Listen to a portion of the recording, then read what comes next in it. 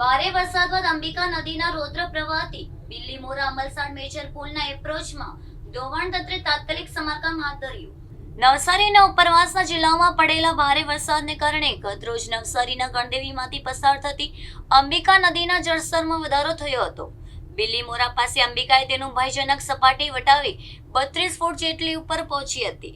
રૌદ્ર રૂપ ધારણ કરેલી અંબિકા બિલ્લીમોરા અને અમલસાડને જોડતા મેજર પુલની એકદમ લગોલગતી વહેવા માંડી હતી. વર્ષો થતા પુલની આવરદા પણ પતવાવી છે, ત્યારે જૂના પુલની બાજુમાં જ રાજ્ય સરકાર દ્વારા કરોડો રૂપિયાના ખર્ચે નવા પુલનું નિર્માણ પણ શરૂ કરવામાં આવ્યું છે. ગત રોજ રૌદ્ર બનેલી અંબિકાએ કિનારાની જમીનનું પણ મોટા પ્રમાણમાં ધોવાણ કર્યું હતું, જેમાં અમલસાડ તરફના અપ્રોચની નીચે પણ જમીનનું ધોવાણ થવાના કારણે પુલના ઉત્તર છેડે પૂર્વ તરફ નાનું ગાબડું પડ્યું હતું. જેની જાણ થતા ગ્રામજનોએ રાજ્ય માર્ગ મકાન વિભાગ સાથે સ્થાનિક તંત્રને પણ જાણ કરી હતી.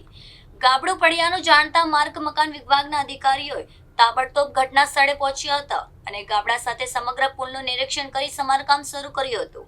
પુલના નીચે અપ્રોચની માટીનું ધોવાણ થયું હોવાના ધ્યાને આવતા વિભાગે પુલ ઉપર બનેલ રસ્તો ખોદી કાઢી નીચે અપ્રોચના ભાગમાંથી માટીનો ભાગ ખુલ્લો કરી એમાં યોગ્ય પ્રમાણમાં માટી પુરાણ કરીને પછી રોડ બનાવીને સાંજ સુધીમાં પુલ લોકો માટે ખુલ્લો મૂકવામાં આવશે.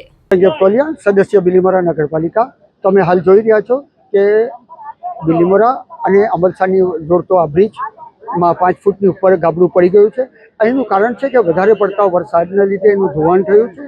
આ બ્રિજ 50થી ઉપરના વર્ષોથી ટકી રહ્યો છે. આ બધી બિલ્લીમોરા અને અમલસાડ તેમજ આજુબાજુના ગામોની આજીવાદોરી સમાન છે અને આનું મહત્વ સમજીને જ આ વિસ્તારના ધારાસભ્ય અને હાલના મંત્રી શ્રી નરેશભાઈ પટેલ સાહેબે પણ એક બાજુમાં જ એક નવો બ્રિજ મંજૂર કરાવ્યો હતો, જેનું કામકાજ પણ ચાલુ થઈ ગયું છે, જે તમે જોઈ શકો છો. અને અમારી વહીવટી વિભાગને એટલી જ વિનંતી છે કે તેઓ આ બ્રિજને તાત્કાલિક ચાલુ કરાવી દે, જેથી કે અમારે ઇમરજન્સી સર્વિસો અને આજુબાજુના લોકોને તકલીફ ન પડે કે કોઈ જાનહાનિ થાય એવા સંજોગની અંદર આ બ્રિજ કામ આવે એવી અમે વિનંતી કરીએ.